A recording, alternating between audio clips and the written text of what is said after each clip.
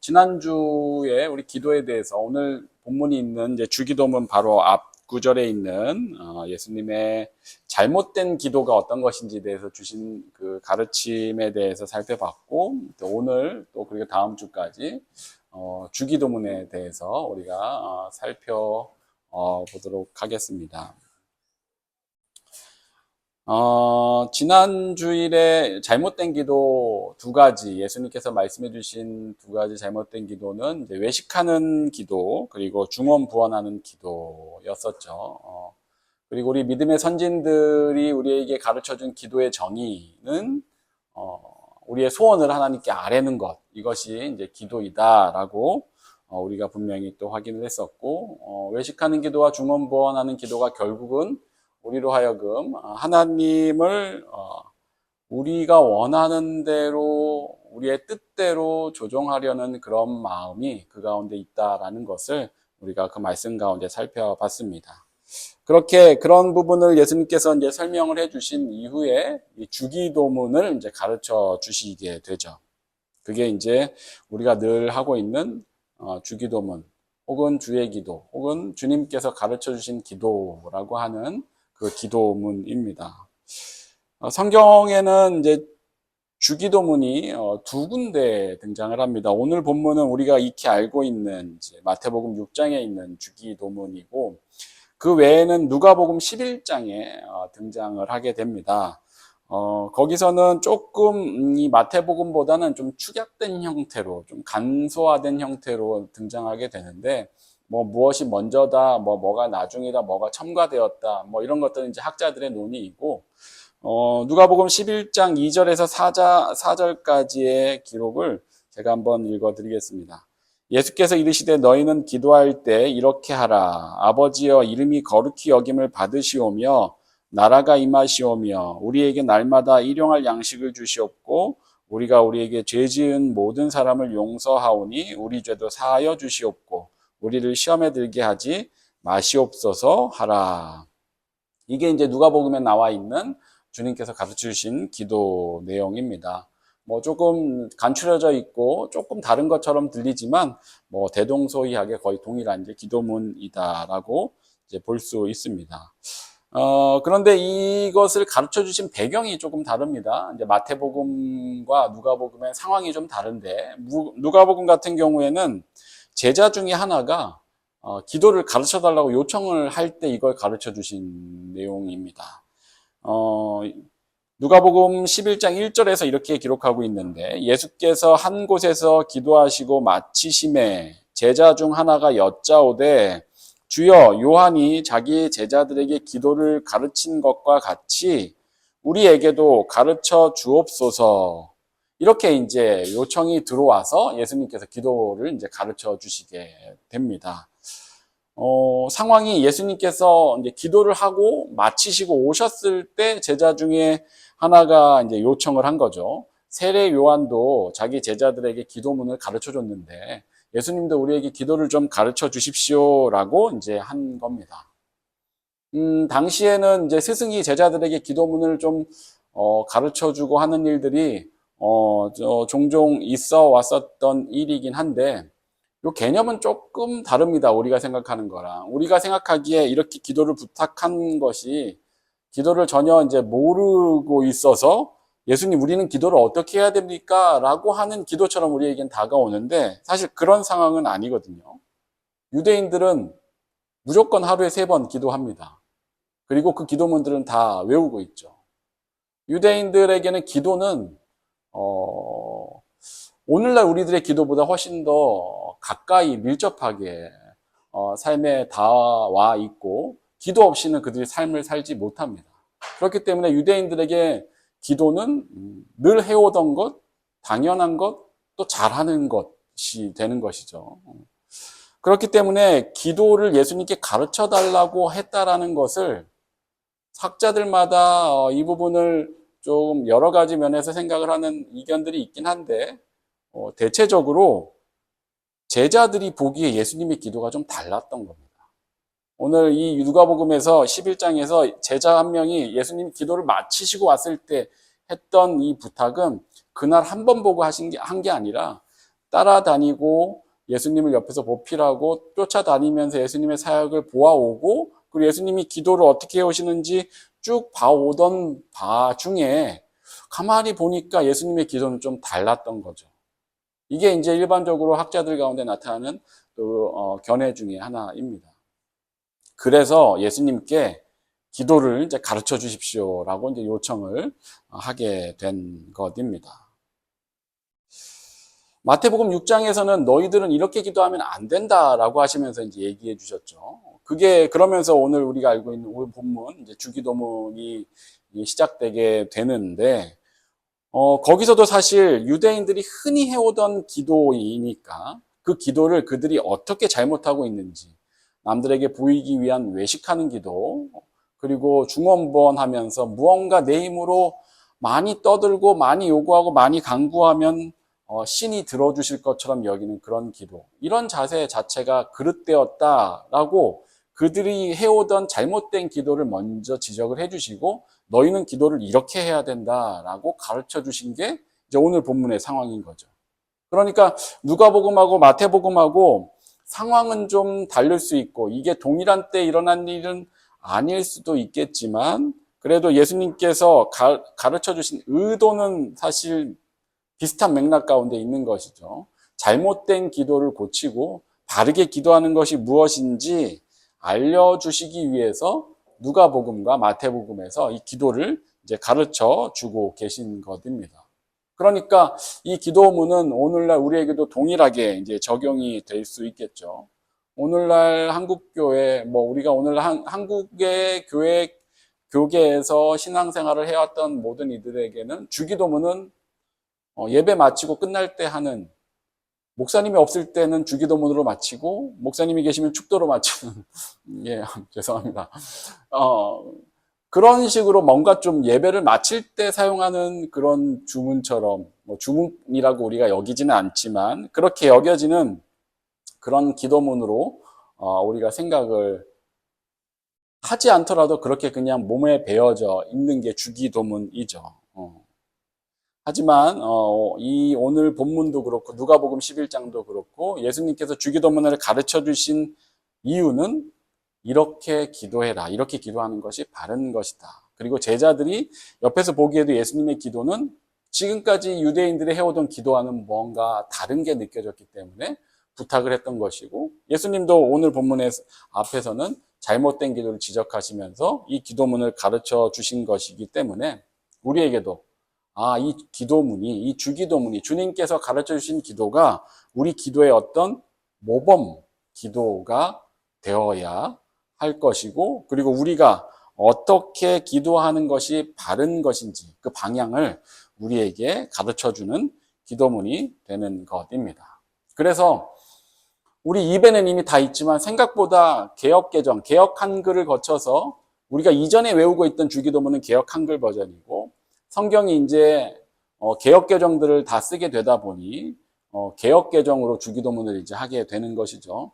하지만 개혁 한글도 그렇고 개혁 개정도 그렇고 뭔가 그 문구가 우리에게 확 와닿는 이렇게 생각하면 이렇게도 보이고 저렇게 생각하면 저렇게도 보이는 그런 문구여서 우리가 그냥 입에는 붙어 있지만 생각보다 잘 이해하지 못하는 바들이 그 가운데 담겨져 있습니다. 또한 그 깊이 있는 내용은 십계명처럼 그냥 단순하게 한 문장 문구로 써 있는 간단한 문구의 의미에서 그치는 게 아니라 십계명도 그 깊은 의미가 있는 것처럼 주기도문 역시 우리에게 주는 그 의미가 보다 더 분명하게 있으니 오늘과 또 다음 시간을 통해서 주기도문의 의미를 우리가 바르게 좀 잘 깨닫고 그 기도를 통해 또 하나님의 은혜에 더 가까이 나아갈 수 있는 계기가 되시길 진심으로 소망합니다. 예, 주기도문은 하늘에 계신 우리 아버지여로 시작을 하죠. 일반적으로 이것은 이제 기도문의 서언으로 여깁니다.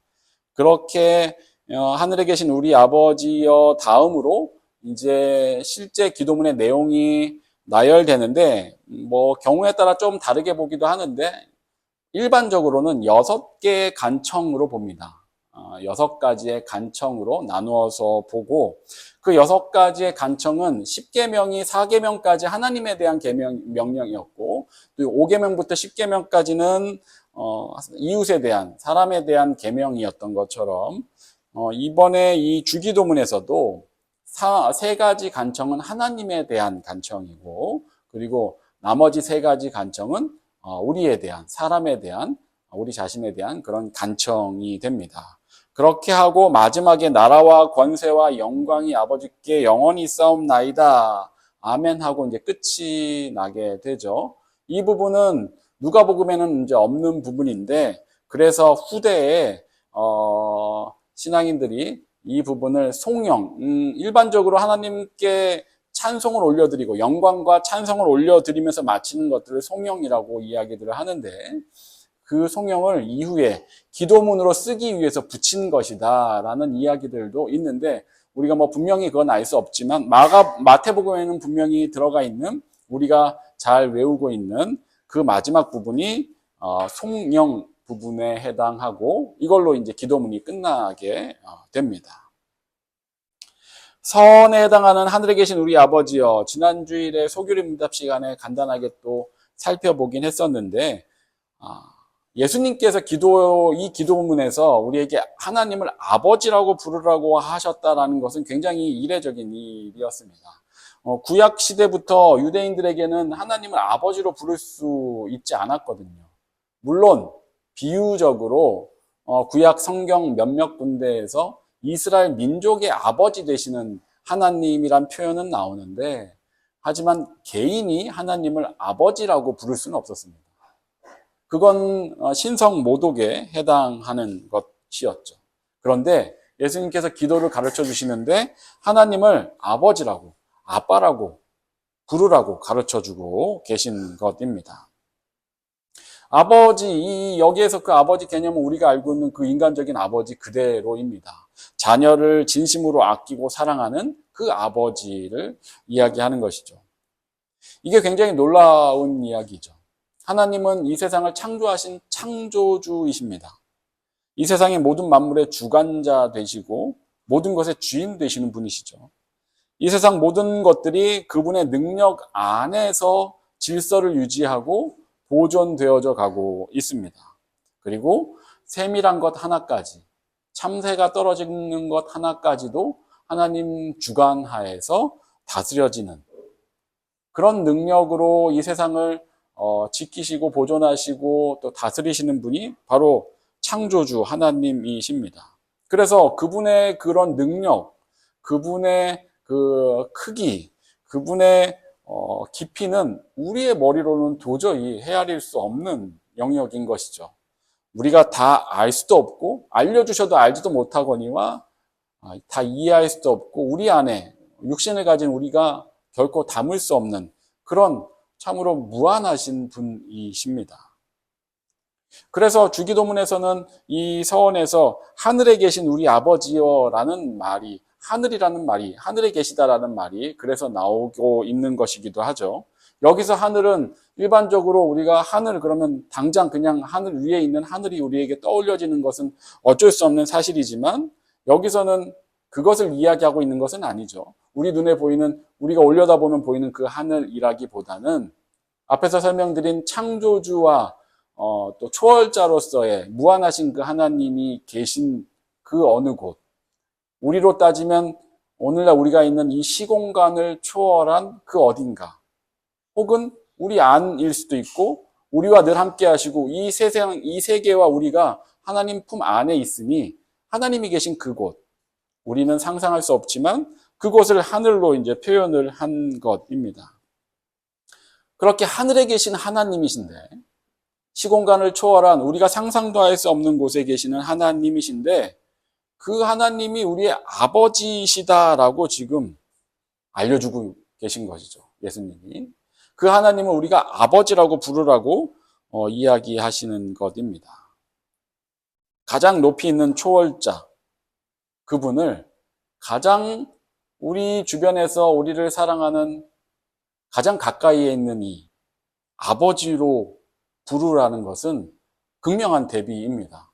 그런데 놀랍게도 그 무한하신 초월자로 계신 그 하나님을 우리가 아버지라고 부르는 순간 우리는 그분 앞에 서게 되는 것이죠. 우리가 그분을 아버지로 부를 때, 아버지라고 부르지 못할 때는 참으로 거리가 멀게 느껴지고 굉장히 높이 계시고 무언가 나 개인을 위해서, 나 하나만을 위해서 존재하시는 분은 아니실 것처럼 그렇게 여겨지는 그런 분이신데, 그분을 아버지라고 부르는 순간, 아버지 하나님이라고 부르는 순간 그분은 바로 내 앞에, 내 곁에, 혹은 내 안에, 혹은 내가 그분 안에 그렇게 나의 기도를 들으시는 그 자리에 이제 아버지로서 와 계셔 주시게 된다라는 겁니다.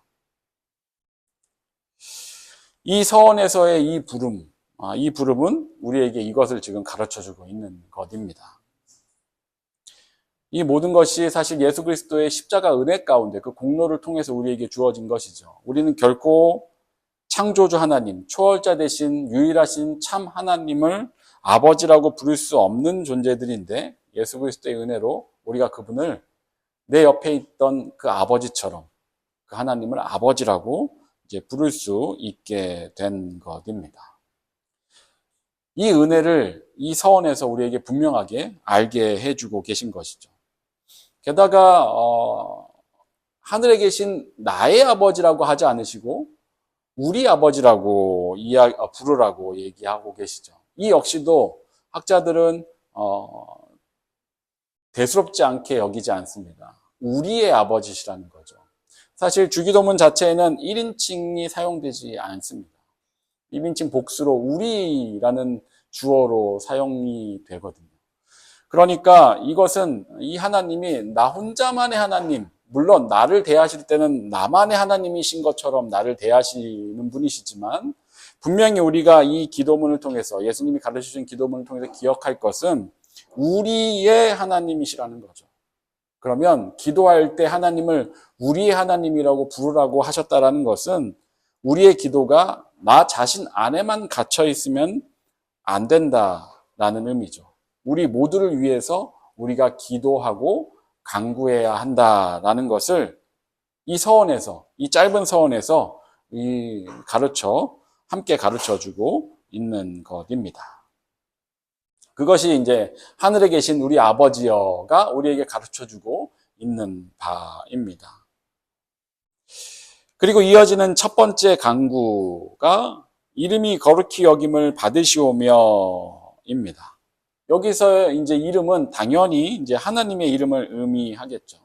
하지만 하나님의 이름 자체를 이야기하고 있는 것은 아니죠. 이름은 그 존재를 대표하는 것이지 않습니까? 그래서 이름 자체가 의미 있는 것이 아니라 그 이름을 부름으로 우리가 바라보게 되는 그 존재, 하나님, 그분이 하나님이시라는 게 이제 의미가 있는 것이죠. 우리는 하나님 아버지라고 부를 때 그분 앞에 서게 되고 그 하나님이 우리 가운데 계심을 느낄 수 있게 됩니다. 그 하나님의 임재를 그분을 부를 때 우리가 경험하게 되는 것이죠. 바로 그 하나님의 존재를 의미하는 그분의 이름, 하나님의 존재가 이곳에서 지금 이름이 거룩히 여김을 받으시오며에서 이야기하고 있는 바는 나에게서, 우리에게서 거룩히 여김을 받으시길 바랍니다 라는 이야기를 지금 하고 있는 겁니다. 그게 이제 기도의 내용이죠. 하나님이 우리에게서 거룩히 여김을 받으시게 되길 바랍니다. 그런데 거룩에 대해서는 늘 이제 말씀드렸던 것처럼 거룩이라는 그 단어가 어떤 추상적인 어떤 영화롭고 뭔가 존귀한 그런 느낌, 그런 것을 가리키는 것이 아니다라고 늘 이제 말씀드렸었죠. 거룩이라는 말은 구별됨입니다. 구별되어졌다라는 것이죠. 그래서 거룩히 여김을 받는다라는 것은 다른 것들과는 다르게 존귀하게 구별되고 구분되어진다라는 그런 의미인 것이죠. 그러므로 이 이름이 거룩히 여김을 받으시오며라는 이 간구는 나와 우리가 하나님의 이름을, 하나님을 존귀하게 구별할 수 있게 해 주십시오라는 간구가 되는 것입니다. 이 문구의 의미는 그렇게 하나님을 거룩하게 여김을 받게 해달라고, 하나님께서 거룩히 여김을 받게 해달라고 하는 이 간구는 우리가 그 하나님을 다른 것들과 구별하여서 존귀하게 여길 수 있게 해 주십시오. 나에게 하나님이라는 존재가 다른 어떤 이름과 함께 놓이지 않을 수 있도록 해 주십시오. 하나님의 이름만이 가장 귀한 이름이 되게 해 주십시오. 가장 높은 이름이 되게 해 주십시오. 가장 위대한 이름, 가장 감격스럽고 가장 감사한 이름이 되게 해 주십시오라는 그런 이제 간구가 되는 것입니다. 결국 더 쉬운 말로 편하게 이야기하면 우리가 하나님만을 가장 사랑하고 하나님만을 가장 기뻐하고 하나님만을 가장 감격할 수 있는, 하나님과 나 사이에 다른 것들 두고 하나님보다 높이지 않고 하나님을 구별해서 가장 하나님을 사랑하는 그런 우리가 되게 해달라고 간구하는 것이죠. 그게 바로 이름이 거룩히 여김을 받으시오며가 우리에게 가르쳐주는 의미입니다. 그러니까 이 문구를 고백할 때마다 우리는 하나님이 나에게 가장 귀한 분이, 가장 존귀한 가치를 가지신 분이 되게 해달라고 고백해오고 있었던 거예요. 우린 주기도문 할 때마다 이 고백들을 계속 해오고 있었던 겁니다. 우리가 알건 모르건 간에. 다음 두 번째 간구는 나라가 임하시오며입니다. 하나님의 나라가 임하게 해달라는 거죠. 하나님의 나라가 오게 해달라는 것인데, 이거는 종말론적인 그런 이제 예수님의 재림을 의미하는 그런 간구가 이제 아닌 겁니다. 하나님의 나라는 결국 예수님의 재림 이후에 나중에 이제 온전하게 완성될 나라이긴 하지만, 그 하나님의 나라는 아직 안 온 곳이긴 하지만 이미 온 곳이죠. 그게 예수님과 함께 이 땅 가운데 하나님의 나라가 임했죠.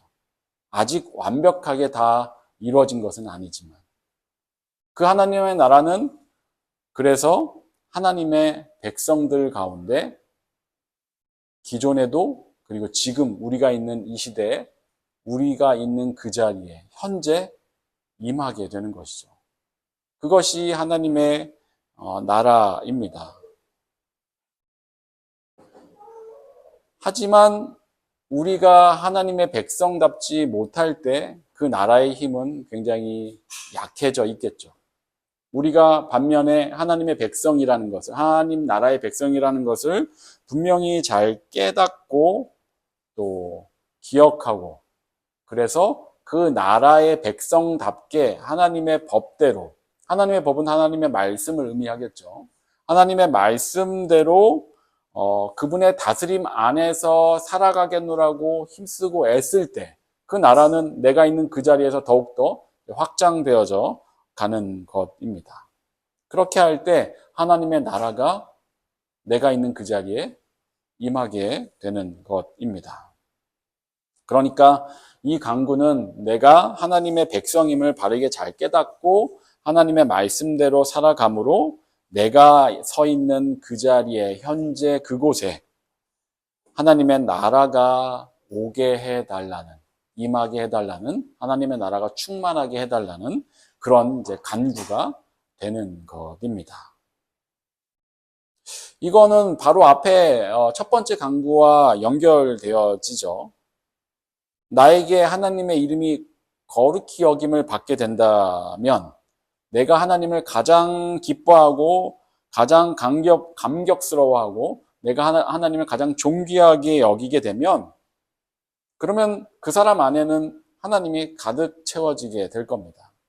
하나님의 임재로, 하나님에 대한 생각으로, 하나님의 은혜로 그 사람 안은 하나님으로 가득 채워지게 될 텐데, 그렇게 그 사람 안에 하나님이 가득하게 되면 그 사람의 마음에서부터 이미 하나님의 나라가 임하게 되죠.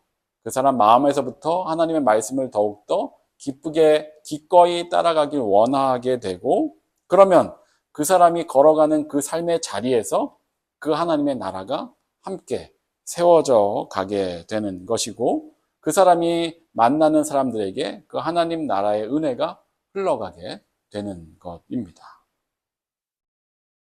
이것이 나라가 임하시오며가 우리에게 가르쳐주는, 우리가 간구하는 그 의미입니다.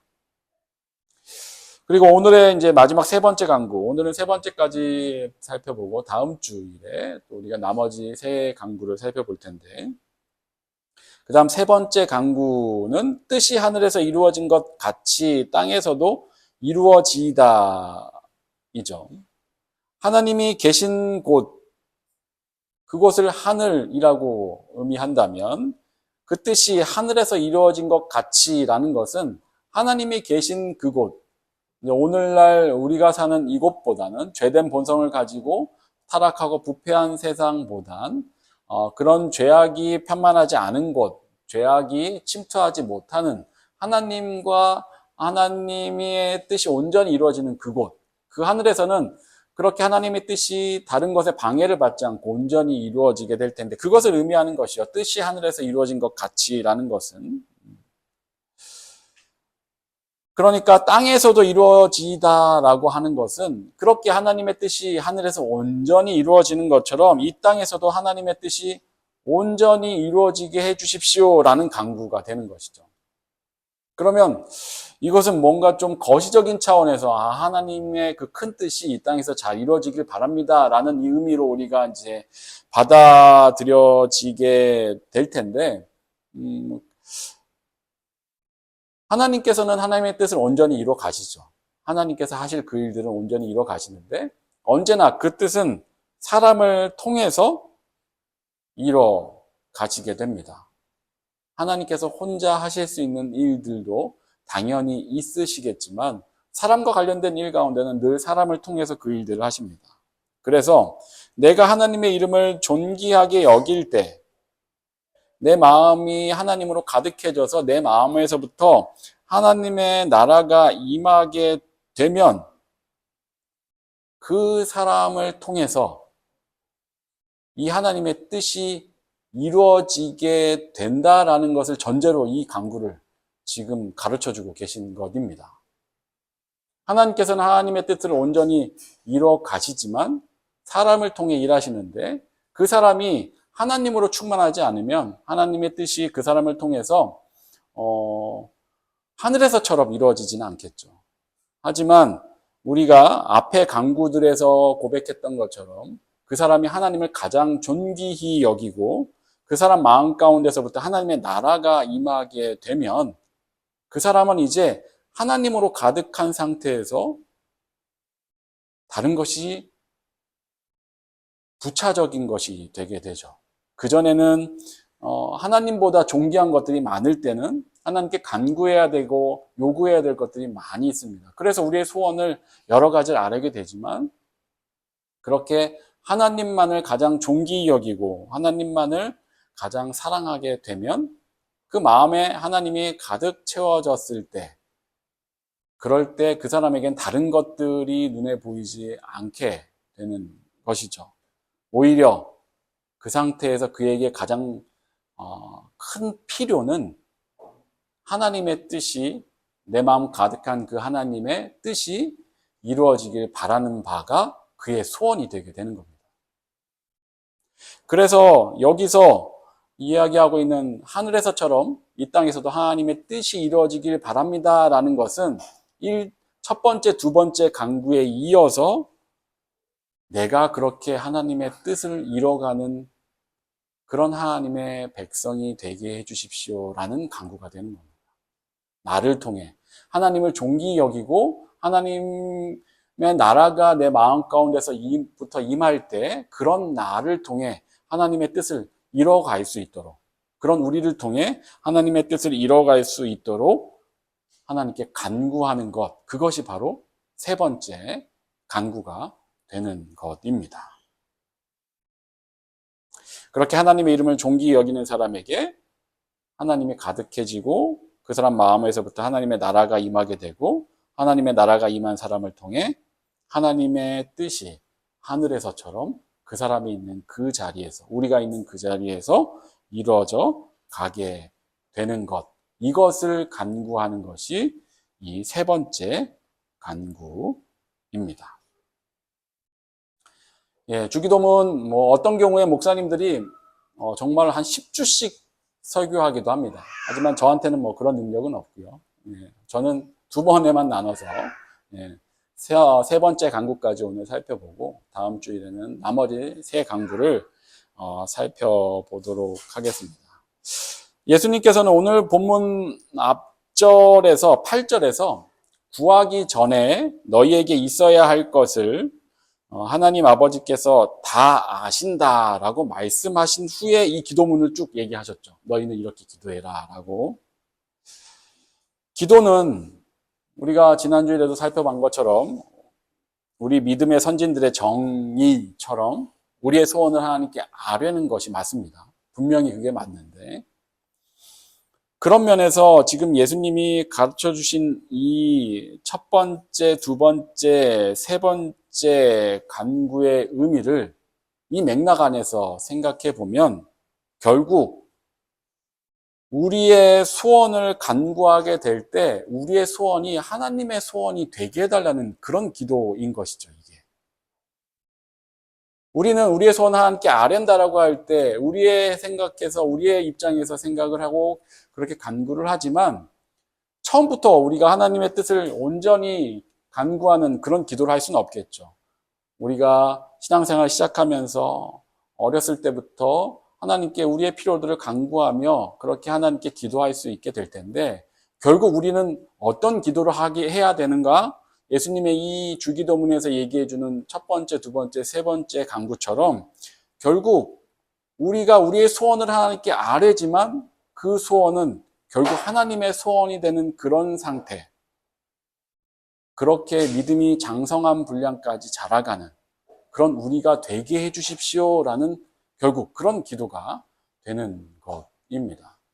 그러니 우리의 소원을 아뢰는 것이 기도다라는 그 정의는 변함이 없죠. 여전히 동일합니다. 여전히 그 정의는 유의미한데 대신 그 소원에 대한 우리의 생각들이 바뀌어가게 되는 것. 그것이 우리 믿음이 성장하는 것이다라는 것을 이 기도문에서 우리에게 지금 보여주고 있는 것입니다.